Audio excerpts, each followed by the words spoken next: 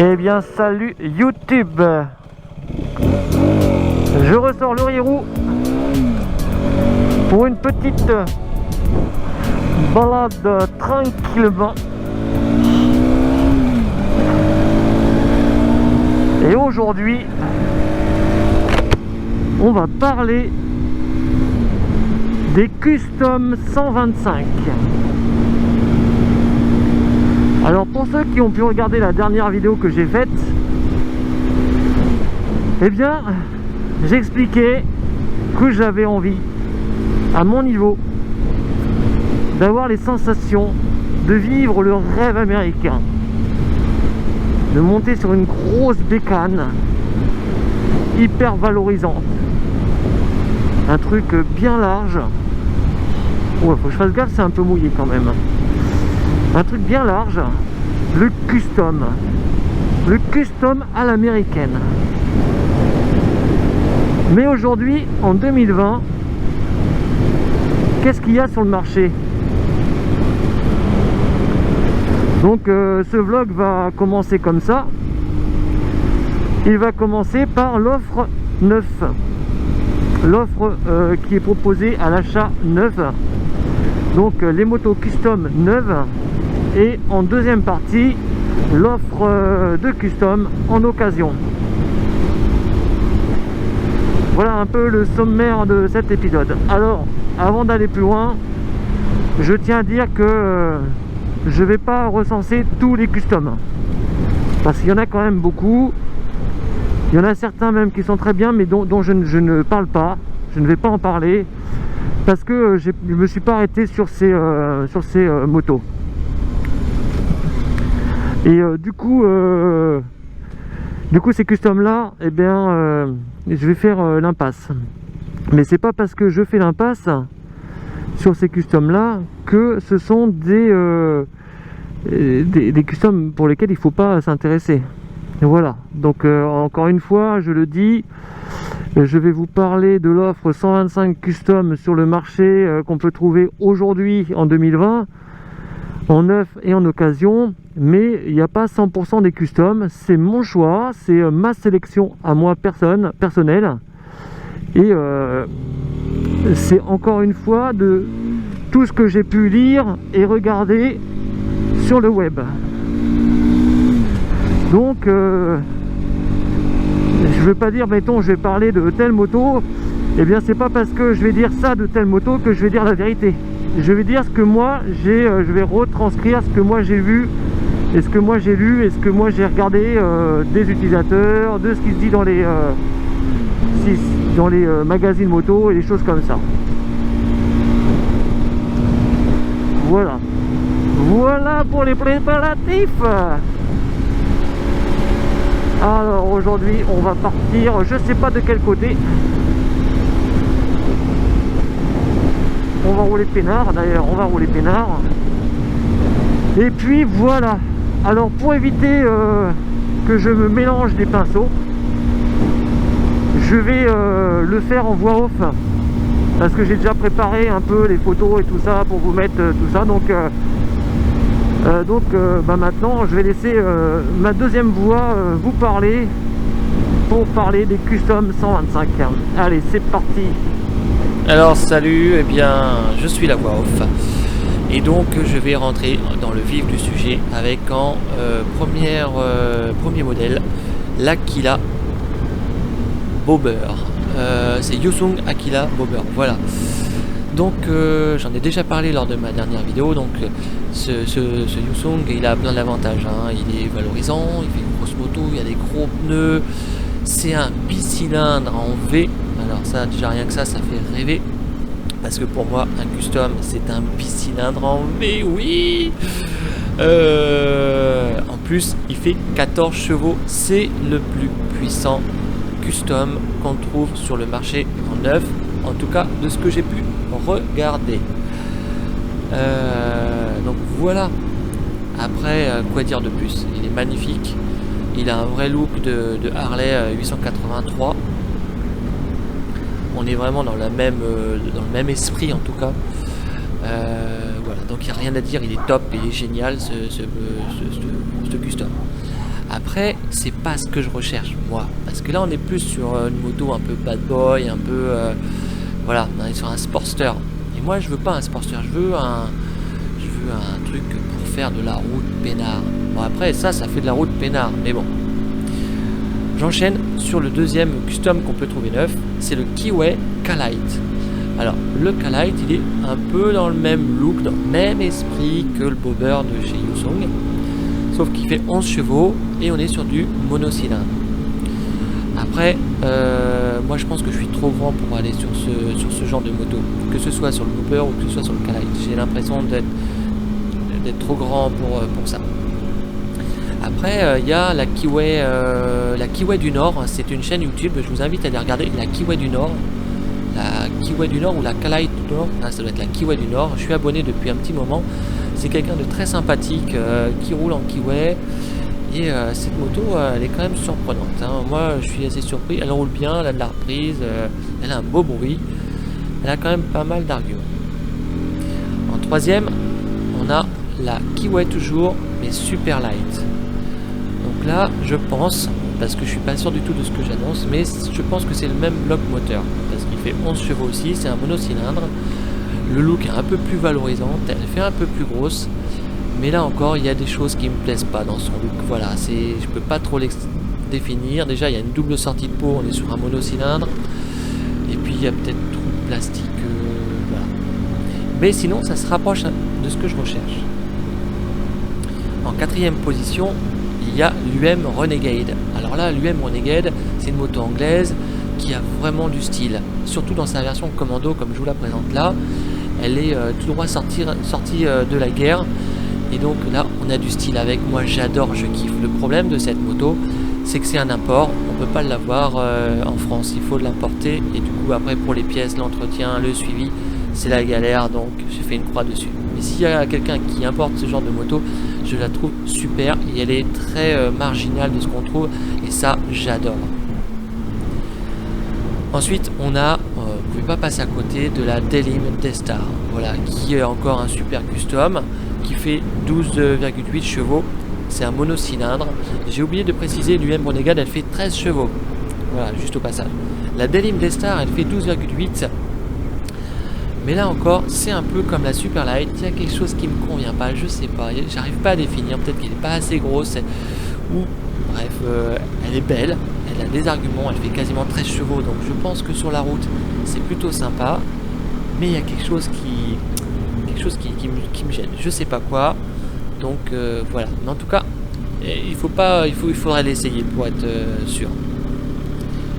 L'autre moto qu'on peut trouver un peu, c'est l'Icon 125 Twin. Alors l'Icon 125 Twin, voilà, que je vous présente ici.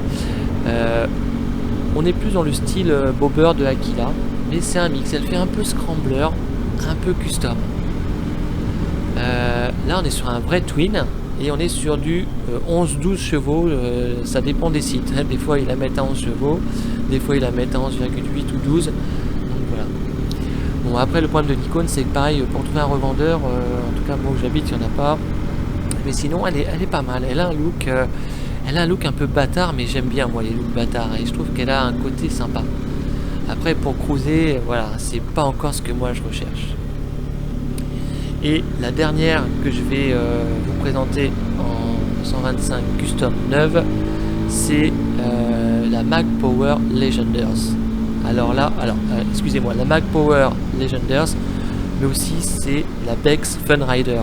Elle existe sous plusieurs noms comme ça depuis quelques temps. En ce moment, c'est Mag Power et la Legenders, mais waouh, c'est exactement le look que je veux. Alors, cette moto, c'est un twin. En plus, c'est un twin. Alors, c'est pas un V-twin, c'est un flat twin. Mais on est sur un vrai twin. On est sur une moto hyper valorisante. On a l'impression d'être avec un 600. Elle est très belle. Il y a les sacoches arrière, il y a un gros guidon, des gros pneus. Enfin, celle-là, elle a du style. Elle est faite pour cruiser. Elle est faite pour moi. Le point qui me fait un peu peur, c'est elle fait 11 chevaux. Alors j'ai pu discuter avec certaines personnes qui l'ont. Visiblement, ça tient le vent, ça tient les côtes. Voilà, donc moi je suis très très méfiant, j'ai toujours des doutes. Mais quand même, là, en termes de look, il n'y a pas mieux. Elle a des jantes somptueuses. Il y a Lord Puma qui l'a essayé. Je vous invite à aller regarder son essai de la Mack Power Legenders. Enfin, moi, je kiffe cette moto-là, carrément. En termes de look, je la trouve carrément plus à mon goût que la Yosung Aquila Bobber. Et bien voilà, pour l'offre 9, on a fait le tour. Et oui, vous allez me dire, où sont les gros constructeurs? Les Yamaha, les Suzuki, il n'y en a pas. Les Honda, on n'en trouve pas. Ils ont arrêté de fabriquer des customs en 125. Et c'est bien dommage. Parce que quand même, ce qu'ils faisaient en occasion, eh bien, c'est plutôt sympa. Et j'enchaîne tout de suite avec les modèles qu'on peut trouver d'occasion. Il y a, pour commencer, la Suzuki Intruder. Alors la Suzuki Intruder, elle est avec un bicylindre twin, donc en fait de 13 chevaux. Elle a un look super sympa. C'est une moto qui se customise vraiment bien. Et on peut la customiser assez facilement justement en bobber, voire en chopper. Bon, moi c'est pas vraiment ce que je recherche. Par contre, dans le look, elle est vraiment belle, il n'y a rien à dire. J'ai cru comprendre que il y avait pas mal de vibrations passé un certain régime moteur. Ces 13 chevaux la poussent, mais reste un petit peu poussif quand même comme moteur. Et magnifique. Ensuite, en deuxième moto qu'on va trouver d'occasion, c'est la Honda Shadow. Alors la Honda Shadow, c'est la plus puissante avec la Yosung dont on va parler juste après. Elle fait 15 chevaux. Voilà, donc là on est sur du 15 chevaux en bicylindre. On fait alors le Honda Shadow, quand on regarde un peu les forums et tout ça, tout le monde dit que c'est la référence custom 125. Donc voilà. Il n'y a rien à dire, elle a une ligne majestueuse, elle est grosse, elle est flatteuse, elle a un moteur hyper costaud qui tourne bien, qui roule très très bien. Voilà, donc la Honda Shadow. Alors après, à égalité, parce que pour moi elles sont exactement pareilles, c'est la Yosung Aquila Grand Voyage.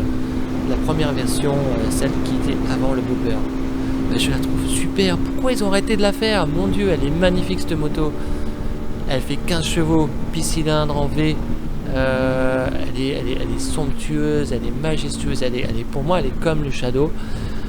Voilà, c'est vraiment une moto qui a vraiment beaucoup d'allure. Moi, je kiffe ce genre de bécane là. Et puis après, j'en ai retenu deux. C'est le Honda Rebel. Alors le Honda Rebel, il est déjà un peu plus petit, il est voilà, dans son look, on voit que c'est un peu plus épuré, il est quand même très très beau, mais on se retrouve plus là sur une 125. Là on a vraiment plus dans l'esprit 125, petite moto, plus facilement maniable, et pas le 125 qui se veut grosse moto valorisante, voilà. Donc moi c'est pas tout ce que je recherche quelque chose d'hyper valorisant. Donc je passe sur le Honda Rebel. Et après il y en a une qui est super belle aussi. C'est la Yamaha Dragstar. Alors du coup le Dragstar de Yamaha, voilà, c'est comme le Shadow, c'est comme le Yosung Grand Voyage. Grosse moto hyper valorisante, bicylindre en twin. Par contre, il hérite du moteur du Yamaha Virago qui est trop poussif et qui vraiment n'est pas suffisant pour emmener la belle dans des allures et s'insérer bien dans la circulation. Donc voilà, en fait on a fait le tour. Il n'y a pas grand chose. Alors réveillez-vous les constructeurs, le custom, le vintage revient à la mode. On n'est pas dans le néo-rétro là, on est dans le vrai vintage. Et c'est dommage d'avoir une offre neuve aussi peu intéressante et de trouver des grands constructeurs absents. Donc voilà, donc moi si aujourd'hui je devais acheter du neuf,